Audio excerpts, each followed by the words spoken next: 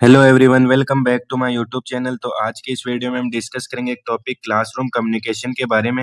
इस वीडियो में हम जानेंगे कि क्लासरूम कम्युनिकेशन की क्या डेफिनेशन होती है और कौन कौन से फैसिलिटेटर और बैरियर्स होते हैं क्लासरूम कम्युनिकेशन के। तो स्टार्ट करते हैं आज का हमारा टॉपिक, जिसमें हम फर्स्टली डिस्कस करते हैं कि क्लासरूम कम्युनिकेशन है वो क्या होता है। Classroom communication is the exchange of information, ideas, thoughts and feelings between the teacher and students and among students themselves to facilitate learning and understanding.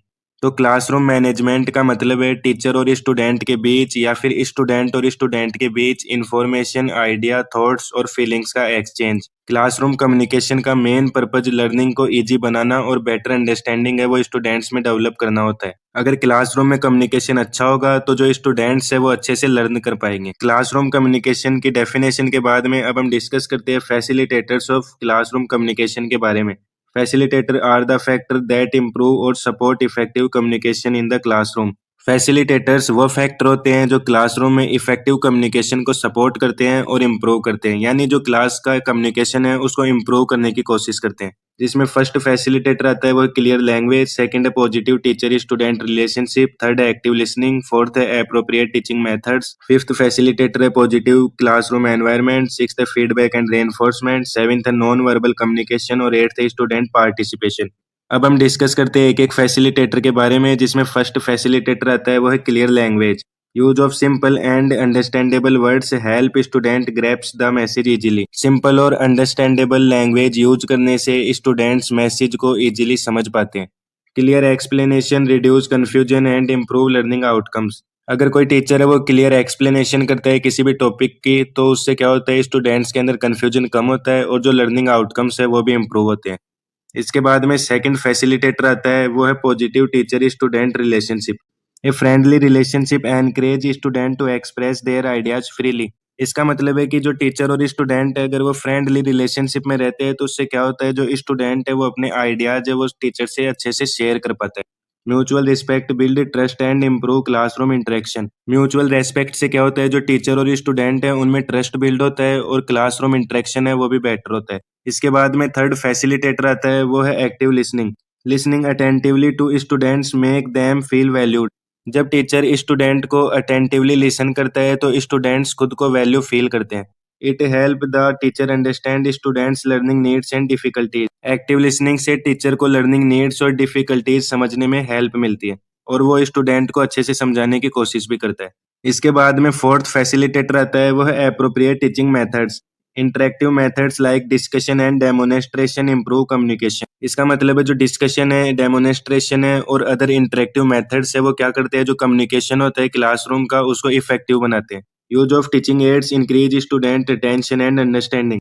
Teaching ads जैसे charts, model, projector का use करने से students में attention और understanding है वो दोनों increase होती है। इसके बाद में फिफ्थ फैसिलिटेटर आता है वो है positive classroom environment. A supportive environment reduce fear and hesitation among students. अगर स्कूल में जो क्लासरूम है उसका एनवायरनमेंट सपोर्टिव और फ्रेंडली रहेगा तो जो स्टूडेंट्स का फियर और हेजिटेशन है वो कम होता है। It encourage active participation and open communication. Positive classroom environment से ओपन कम्युनिकेशन और एक्टिव पार्टिसिपेशन है वो इंक्रीज होता है स्टूडेंट्स में। इसके बाद में हमारा सिक्स्थ फैसिलिटेटर आता है वो है feedback and reinforcement.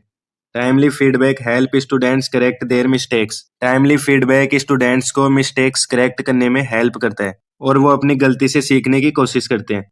Positive reinforcement motivates student to participate more. Positive reinforcement है वो स्टूडेंट्स को ज्यादा पार्टिसिपेट करने के लिए मोटिवेट करता है। पॉजिटिव रेनफोर्समेंट का मतलब है कि अगर स्टूडेंट ने कोई अच्छा काम किया है तो जो टीचर है वो उसकी प्रशंसा करे या फिर उसे कोई अवार्ड दे, जिससे जो स्टूडेंट होते हैं उनका हौसला बढ़ता है। इसके बाद में सेवेंथ फैसिलिटेटर आता है वो है non verbal communication. Eye contact and gesture support verbal explanation. Eye contact, facial expression और गेस्चर है वो वर्बल मैसेज को सपोर्ट करते हैं। Positive body language increases student interest and attention. Positive body language से स्टूडेंट है वो इंटरेस्ट और अटेंशन दोनों इंक्रीज करता है। अगर क्लासरूम में जो टीचर है उसका बॉडी लैंग्वेज पॉजिटिव है तो स्टूडेंट है वो इंटरेस्ट और अटेंशन से उसकी क्लास है वो अटेंड करता है। इसके बाद में एट्थ फैसिलिटेटर आता है वो है student participation. Asking questions encourage two way communication. Questions पूछना और आंसर्स देना टू वे कम्युनिकेशन है उसको प्रमोट करता है। Group activities improve interaction among students. इसका मतलब है कि जो ग्रुप एक्टिविटीज होती है वो स्टूडेंट्स के बीच इंटरेक्शन है उसको इंक्रीज करती है। फैसिलिटेटर्स के बाद में अब हम डिस्कस करते हैं बैरियर्स ऑफ क्लासरूम कम्युनिकेशन के बारे में। Barriers are the factors that hinder और ऑब्स्ट्रक्ट इफेक्टिव कम्युनिकेशन। बैरियर्स वो फैक्टर होते हैं जो क्लासरूम में इफेक्टिव कम्युनिकेशन को ऑब्स्ट्रक्ट करते हैं, जिसमें फर्स्ट बैरियर आता है वो है लैंग्वेज बैरियर, सेकंड है फिजिकल बैरियर, थर्ड है साइकोलॉजिकल बैरियर, फोर्थ है इमोशनल बैरियर, फिफ्थ है लैक ऑफ अटेंशन, सिक्स्थ है पुअर टीचिंग मेथड, सेवेंथ है कल्चरल एंड सोशल बैरियर और एट्थ है इनएडिक्वेट फीडबैक। अब हम डिस्कस करते हैं एक एक बैरियर के बारे में जो क्लासरूम है उसको अफेक्ट करता है, जिसमें फर्स्ट आता है वो है language barrier. Use of difficult और technical language leads to misunderstanding. अगर टीचर क्लासरूम के अंदर डिफिकल्ट या टेक्निकल लैंग्वेज का यूज करता है तो जो स्टूडेंट्स है उनमें मिसअंडरस्टैंडिंग है वो हो सकती है। Differences in language background affect comprehension. इसका मतलब है कि नर्सिंग के अंदर जो भी स्टूडेंट्स होते हैं वो अलग अलग जगह से आते हैं कॉलेज में, इसलिए उनका जो लैंग्वेज का बैकग्राउंड है वो भी डिफरेंट होता है, तो वो क्या करते हैं कॉम्प्रिहेंशन या फिर जो लर्निंग है उसको अफेक्ट करते हैं। लैंग्वेज बैरियर के बाद में सेकंड बैरियर आता है वो है physical barrier. Noise and over crowding disturb classroom communication. Noise, over crowding और डिस्टरबेंस है वो क्लासरूम कम्युनिकेशन को इंटरप्ट करता है या डिस्टर्ब करता है। Poor sitting arrangement reduce visibility and attention. Poor sitting arrangement से विजिबिलिटी और अटेंशन है वो स्टूडेंट्स की कम हो जाती है, इसलिए जो क्लासरूम है उसको वेल सेटअप रखना बहुत जरूरी होता है। इसके बाद में थर्ड बैरियर आता है वो है psychological barriers. Fear and low confidence prevent student from speaking. अगर स्टूडेंट्स के अंदर फियर, हेजिटेशन और लो कॉन्फिडेंस होगा तो वो क्लास के अंदर टीचर से इंटरेक्ट नहीं कर पाएंगे और वो टीचर्स को डाउट बताने में भी घबराएंगे। Lack of motivation reduces interest in learning. अगर स्टूडेंट्स के अंदर मोटिवेशन नहीं है तो उससे क्या होता है, जो उनका लर्निंग में इंटरेस्ट है वो कम हो जाता है। इसके बाद में फोर्थ बैरियर आता है वो है emotional barriers. Stress and anxiety interfere with concentration. Stress, anxiety और इमोशनल डिस्टरबेंस है वो कंसंट्रेशन को अफेक्ट करते हैं। स्ट्रेस और एंजाइटी से क्या होता है, जो स्टूडेंट है वो क्लास के अंदर अपना प्रॉपर ध्यान है वो नहीं दे पाता है।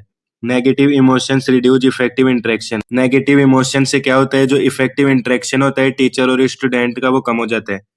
इमोशनल बैरियर के बाद में नेक्स्ट फिफ्थ बैरियर आता है वो है lack of attention. Distraction divert student focus from the lesson. Distraction जैसे मोबाइल, नॉइस या पर्सनल थॉट्स हैं वो स्टूडेंट का फोकस है वो लेसन से हटा देते हैं। बर्डम रिड्यूसेज इंटरेस्ट इन कम्युनिकेशन। इसका मतलब है कि अगर टीचर है वो स्टूडेंट्स को कोई बोरिंग सब्जेक्ट पढ़ा रहे हैं या कोई बोरिंग टॉपिक पढ़ा रहे हैं तो उसमें क्या होता है कि जो स्टूडेंट्स हैं उनका इंटरेस्ट है वो कम हो जाता है और वो टीचर से कम्युनिकेट नहीं करते हैं। लैक ऑफ अटेंशन के बाद में नेक्स्ट बैरियर आता है वो है poor teaching methods. Monotonous teaching decreases student involvement. इसका मतलब है अगर टीचर सिर्फ लेक्चर देता रहे क्लासरूम में बिना किसी एक्टिविटी या डिस्कशन के तो क्लास है वो मोनोटोनस हो जाती है और जो स्टूडेंट्स है वो बोर हो जाते हैं, जिससे जो क्लास है उसके अंदर स्टूडेंट्स का इन्वॉल्वमेंट है वो भी कम हो जाता है। Lack of attention limit the classroom communication. Interaction की कमी से जो क्लासरूम का कम्युनिकेशन है वो भी डिक्रीज हो जाता है।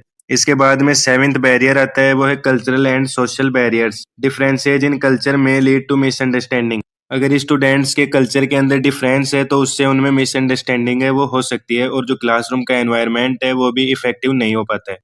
Social background differences affect interaction. इसका मतलब है सोशल बैकग्राउंड का डिफरेंस है वो क्लासरूम इंटरेक्शन को कम कर देता है या अफेक्ट कर देता है। इसके बाद में एट्थ बैरियर आता है वो है inadequate feedback. Lack of feedback causes confusion among students. Feedback ना मिलने पर जो स्टूडेंट्स है वो कंफ्यूज हो जाते हैं। Student are unable to identify their learning gaps. Students को अपनी लर्निंग गैप्स आइडेंटिफाई करने में डिफिकल्टी होती है और वो टीचर है वो टीचर से भी अच्छे से नहीं पूछ पाते हैं। इसलिए जो क्लासरूम का मैनेजमेंट और क्लासरूम का कम्युनिकेशन है वो वेल सेटअप होना चाहिए ताकि जो स्टूडेंट्स और टीचर हैं उनके अंदर हेल्दी रिलेशनशिप है वो बिल्ड हो सके। इफेक्टिव टीचिंग और लर्निंग के लिए जो क्लासरूम का कम्युनिकेशन है वो बहुत इंपॉर्टेंट होता है, इसलिए जो क्लासरूम का मैनेजमेंट और कम्युनिकेशन है वो हमेशा इफेक्टिव होना चाहिए। तो फ्रेंड्स, ये था आज का मेरा topic classroom communication. I hope आप सभी को अच्छे से समझ में आया होगा कि क्लासरूम कम्युनिकेशन क्या होता है। अगर आपको ये वीडियो हेल्पफुल लगती है तो वीडियो को लाइक, शेयर और हमारे चैनल को सब्सक्राइब करें। अगर आपका कोई डाउट है तो आप उसे कमेंट बॉक्स में जरूर शेयर करें।